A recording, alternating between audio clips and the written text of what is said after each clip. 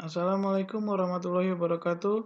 Nama saya Rama Mardika dengan NIM 1908 1020 1143. Dalam rangka ujian akhir semester ganjil tahun ajaran 2020-2021, saya dan teman-teman diminta untuk membuat soal, yaitu dua soal. Yang pertama tentang proses costing, dan yang kedua tentang alokasi biaya bersama dan biaya sampingan. Dalam hal ini, saya membuat soal pertama proses costing itu ada unit produk cacat, unit produk rusak, dan unit ditambahkan. Dan untuk yang kedua, saya memilih untuk membuat soal tentang biaya gabungan atau biaya bersama. Nah, langsung saja kita masuk ke pembahasannya. Mari kita simak.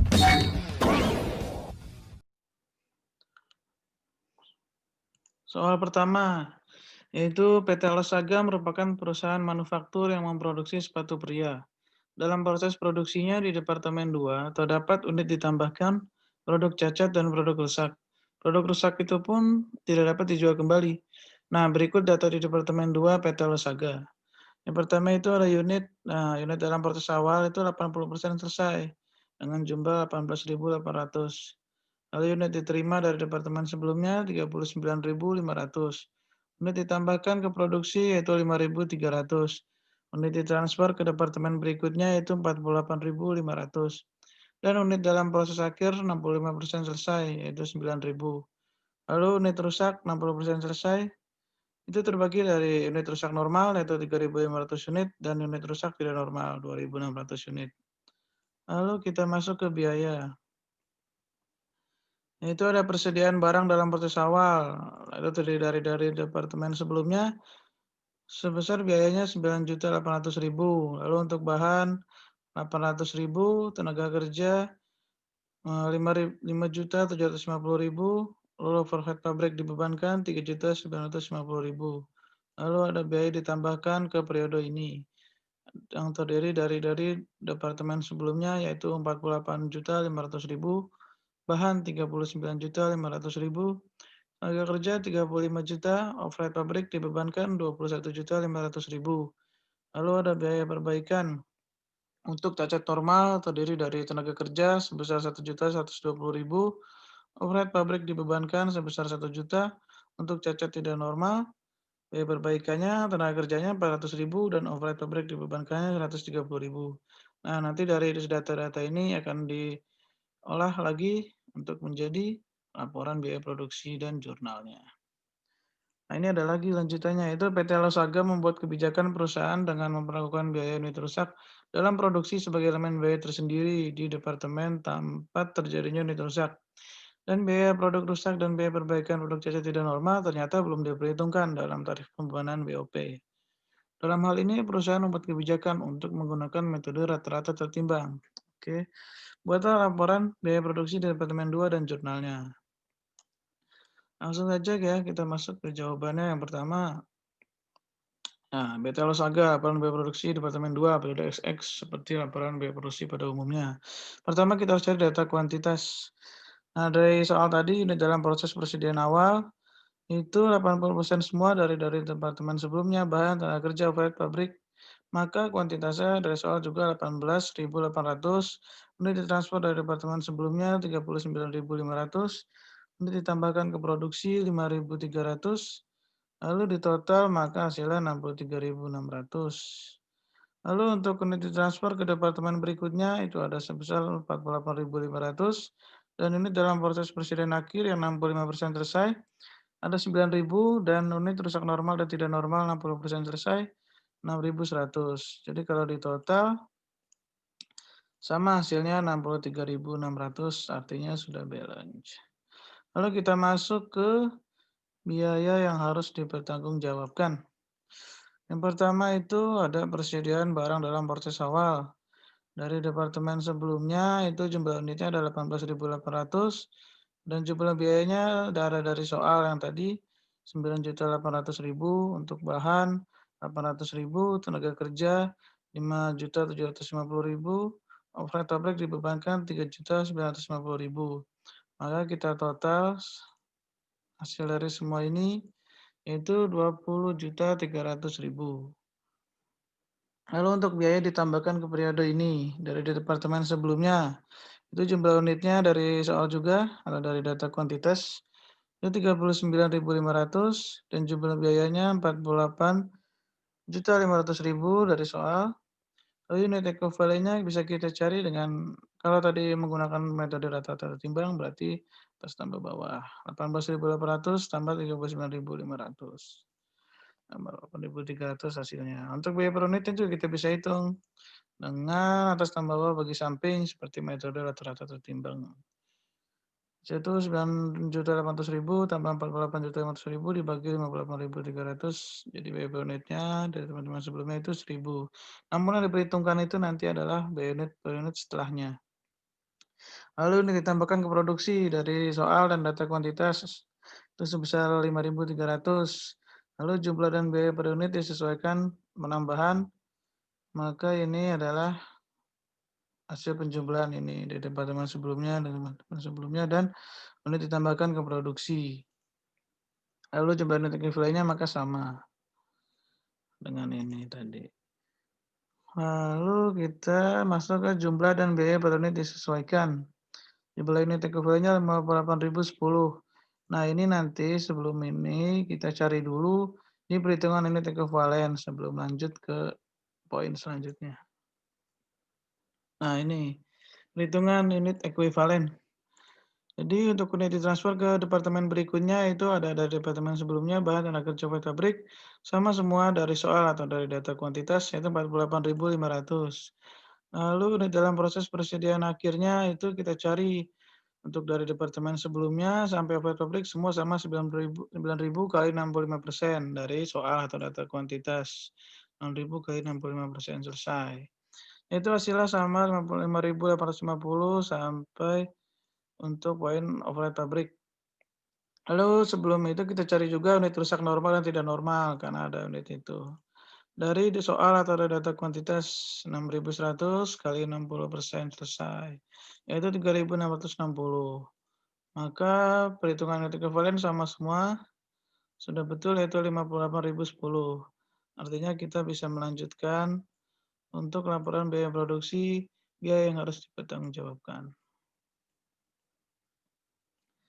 Tadi 58.010 artinya biayanya segini, 1.004,9991 didapat dari perhitungan metode tata timbang yaitu 9.800.000 ditambah 48.500.000 dibagi 58.010. Nah, nanti biaya per unit ini yang akan diperhitungkan. Lalu untuk bahan 39.500.000 dapat dari soal. Lalu ini unit ekuivalennya didapat dari perhitungan yang tadi sama semua sampai tenaga kerja dan pabrik. Lalu untuk mencari biaya per unit untuk bahannya itu didapat dari atas tambah bagi samping 800.000 ditambah 39.500.000 dibagi 58.010. Maka hasilnya Rp694,70. Lalu kita masuk ke sini. Tenaga kerja untuk biaya ditambahkan ke periode ini yaitu 35 juta dari soal dan overhead pabrik dibebankan dari soal juga 21.500.000. Maka kita bisa total semua jumlah biaya ditambahkan untuk biaya ditambahkan ke periode ini dari sini data-data ini. Yang ini tidak diperhitungkan dulu tenaga kerja overhead pabrik karena ada biaya perbaikan untuk produk cacat normal. Nah, kita masuk ke sini di bawahnya. Itu ada tenaga kerja yang sebesar 1.120.000 didapat dari soal. Lalu unit ekuivalennya sama 58.010 dan untuk biaya per unitnya diperoleh dari hasil perhitungan 35 juta 5.750.000 ditambah 35 juta tambah 1.120.000 dibagi 58.010 maka didapat Rp721,77. Lalu untuk overhead pabrik dibebankan yaitu dari soal jumlah biayanya 1 juta, unit ekuivalen 58.010 sama dan untuk perhitungannya biaya per unit 3.950.000 ditambah 2.500.000 ditambah 1 juta dibagi 58.010 maka didapat hasilnya Rp455,95. Maka kita bisa jumlahkan juga untuk biaya perbaikan produk cacat normalnya jadi sebesar Rp7.120.000. Lalu untuk biaya perbaikan produk cacat tidak normal Tenaga kerja itu menghabiskan biaya 400.000, overhead pabrik dibebankan 130.000. Nah, kita bisa total jumlah biaya ditambahkan 530.000. Lalu kita sudah bisa dapat hasilnya untuk jumlah biaya yang harus dipertanggungjawabkan. Jadi total semua ada 20.300 tambah 100 44.500 tambah 2.120 tambah 530.000. Oke, dapat hasil 167.450.000. Dan untuk biaya per unitnya totalnya seperti ini. Ditambah dari setiap biaya per unit untuk item dari departemen sebelumnya, bahan, tenaga kerja, dan overhead pabrik dibebankan, maka didapat hasil Rp2.877,43. Nah, sebelum lanjut ke pertanggungjawaban biaya, kita alangkah baiknya cari dulu untuk perhitungan atau alokasi dan rincian dari produk rusak, normal dan tidak normal. Jadi,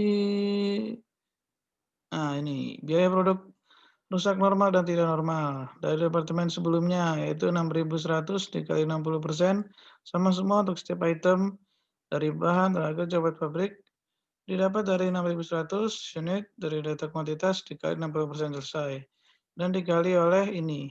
Ini didapat angka-angka ini dari harga.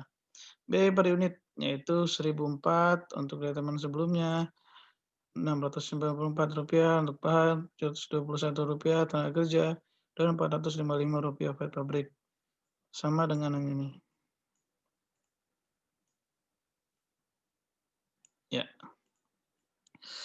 Lalu langsung saja kita operasikan. Dan didapat ternyata 3.678.296 untuk bahan 2.542.630, tenaga kerja 2.641.685, overhead pabrik Rp1.668.798. Maka totalnya Rp10.531.411,73. Lalu untuk alokasi biaya produk rusak normal dan tidak normal. Rusak normal tadi kan didapat dari sini ya.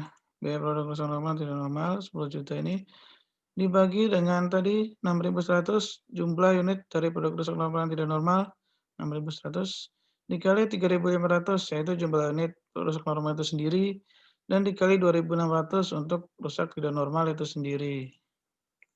Maka didapat untuk alokasinya itu untuk rusak normal ada 6.042.613,29 dan rusak tidak normal 4.488.798,44. Langsung saja kita masuk ke rincian alokasi biaya produk rusak normal. Dari ini kita didapat dari departemen sebelumnya sampai poin overhead pabrik. Angka-angka ini didapat dari yang ini.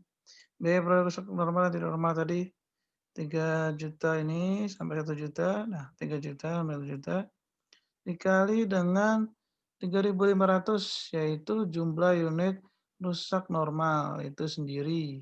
Dibagi dengan 6.100 yaitu jumlah unit dari rusak normal dan rusak tidak normal. Jadi yang tadi kan 3.500 rusak normal dan 2.600 rusak tidak normal.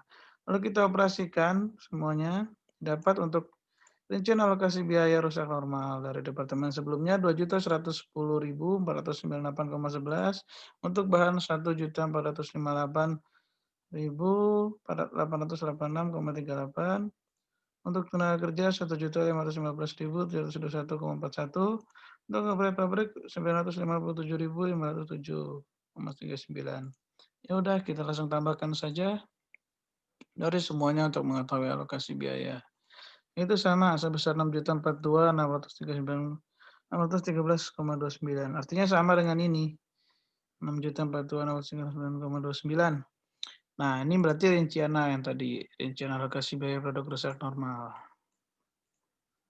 Lalu kita masuk ke ini, alokasi biaya produk rusak normal ke unit transfer dan dalam barang dalam proses atau BDP. Alokasi ke unit transfer dan alokasi ke persediaan akhir. Didapat dari 6.042 ini, 6.042.613 yaitu dari alokasi biaya produk rusak normal Kita kalikan dengan 48.500, yaitu dari soal atau dari data kuantitas, yaitu jumlah unit ditransfer ke departemen selanjutnya. Dibagi atau per 48.500 plus 9.000. 9.000 ini dari mana? Dari jumlah unit persediaan akhir dari soal atau data kuantitas. Nah ini 9.000. Maka kan 48.500 tambah 9.000 itu 57.500.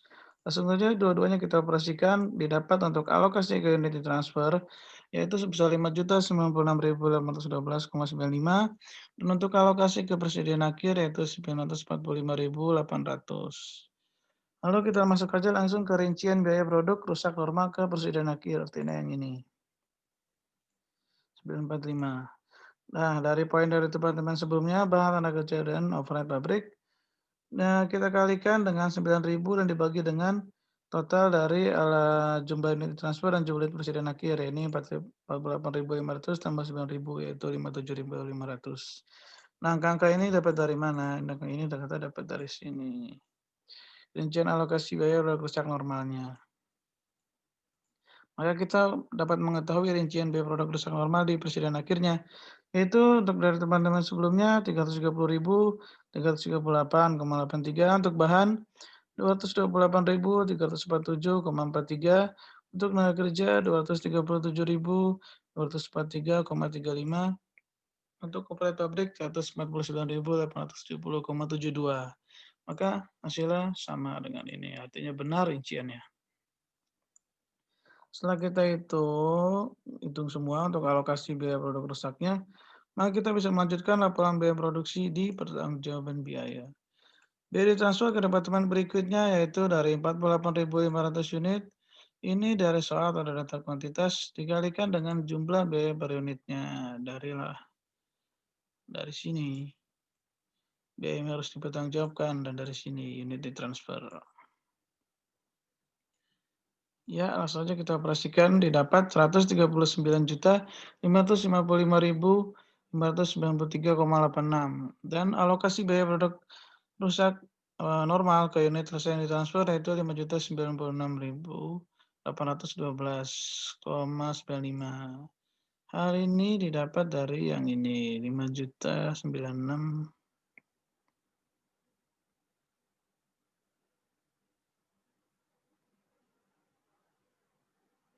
Ini dia. Alokasi ke unit ditransfer, alokasi biaya produk rusak normal ke unit transfer 5.096. Ya. Langsung saja kita tambahkan, jadi hasilnya 144.652.406,81. Lalu untuk biaya persediaan barang dalam proses akhir. Kita kalikan saja 9.000 ini dari data kuantitas untuk unit persediaan akhir. Dikalikan 65% selesai ya yang tadi di data kuantitas, kita bisa cek lagi. Ya, 65%. Kita kalikan dengan biaya per unitnya dari setiap item ini. Dari sini. Ya. Jadi untuk dari teman-teman sebelumnya, sampai bahan tenaga kerja pabrik didapat untuk yang poin pertama 5.879.244,96, untuk bahan 4.064.040,68, untuk tenaga kerja 4.222.366,83, dan untuk komponen pabrik 2.667.341,84. Sebelum dijumlahkan, maka kita harus tambahkan dulu dengan alokasi biaya produk rusak normal ke BDP akhir, yaitu Rp145.800. Didapat dari perhitungan yang tadi. Nah, ini. Alokasi biaya produk rusak normal ke unit ditransfer ke persediaan akhir. Alokasi biaya produk normal yang tadi kita cari ini ternyata sudah dirinci juga. Nah, sama sudah. Lalu kita masukkan ke perhitungan. Nah, langsung saja kita jumlahkan sumnya. Didapat hasil 17.278.294,65. Yang ini tuh dari sini. Lalu kita masukkan alokasi biaya produk rusak ke unit tidak normal atau produk rusak unit tidak normalnya. Itu 4.488.798,44 yang didapat dari perhitungan tadi. Ini dia, alokasi biaya produk rusak tidak normal. Setelah itu kita masukkan untuk alokasi biaya perbaikan produk cacat tidak normal 530.000 yang didapat dari soal sih sebenarnya ada dan dari sini juga 400.000 tambah 130.000 itu 530.000. Lalu langsung saja untuk mengetahui apakah pertanggungjawaban biaya dan biaya yang harus dipertanggungjawabkan balance, kita langsung tambahkan. Ya, ditambahkan setiap itemnya dan hasilnya 167.450.000.